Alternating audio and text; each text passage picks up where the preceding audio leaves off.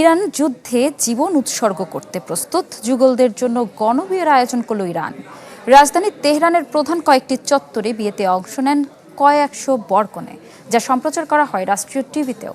দেশটির বিরুদ্ধে যুক্তরাষ্ট্রের হুমকির মুখে ইরানিদের মনোবল বাড়াতেই এই বিয়ের অনুষ্ঠান। বিয়ের ভেন্যুতে একে একে প্রবেশ করছে বরকনেবাহী সামরিক জিপের বহর। জিপগুলোতে বসানো মেশিন গান, আর তাদের অভ্যর্থনা জানাতে রাস্তার দুই পাশে মানুষের ভিড়। তেহরানে প্রকাশ্যে গণবিয়ের এই আয়োজনের সাথে অন্য গণবিয়ের আছে সূক্ষ্ম পার্থক্য।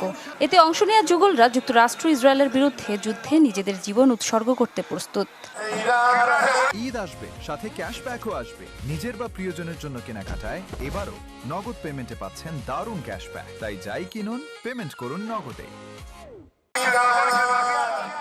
ইনফাদা কর্মসূচির এই গণবিয়েতে রাজধানীর প্রধান কয়েকটি চত্বরে বিয়েতে অংশ নেন কয়েকশো বরকনে। শুধু ইমাম হোসেন স্কোয়ারই বিয়ে হয় শতাধিক যুগলের, যা সম্প্রচার করা হয় রাষ্ট্রীয় টেলিভিশনে। বিয়েতে অংশ নেওয়া যুগলরা যুদ্ধের প্রয়োজনে নিজেদের জীবন বাজি রাখার অঙ্গীকার করেছে। এই কর্মসূচির শুরুর প্রথম দিকেই আমরা এতে নাম লিখিয়েছিলাম। যখন যুদ্ধবিরোধী মিছিল হতো আমরা অংশ নিতাম। আমরা শেষ পর্যন্ত সরকারের পাশে থাকব। যুদ্ধবিরতি চলার মধ্যেই মার্কিন প্রেসিডেন্ট ডোনাল্ড ট্রাম্পের নতুন সামরিক পদক্ষেপ নেওয়ার হুমকির মুখে জনগণের সামরিক সম্পৃক্ততা বৃদ্ধিতে কাজ করছে ইরান সরকার। এ লক্ষ্যে জনগণকে দেশপ্রেমে উদ্বুদ্ধ করতে ইরান সরকার হাতে নিয়েছে ইনফাদা কর্মসূচি, বাংলায় যার অর্থ আত্মোৎসর্গ। খুব করে চাই পরিস্থিতি শান্ত হোক, কিন্তু বাস্তবতা ভিন্ন। যদি কখনো স্থল যুদ্ধ শুরু হয়, আমি নির্দ্বিধায় যুদ্ধে যোগ দিব।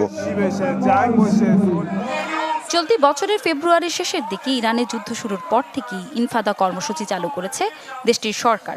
এ তালিকায় নাম লিখিয়েছেন ইরানের পার্লামেন্ট স্পিকার মোহাম্মদ বাঘের গালিবাফ এবং প্রেসিডেন্ট মাসুদ পেজেশকিয়ানের মতো শীর্ষস্থানীয় ব্যক্তিরাও। ইফশিতা জামান, চ্যানেল 24।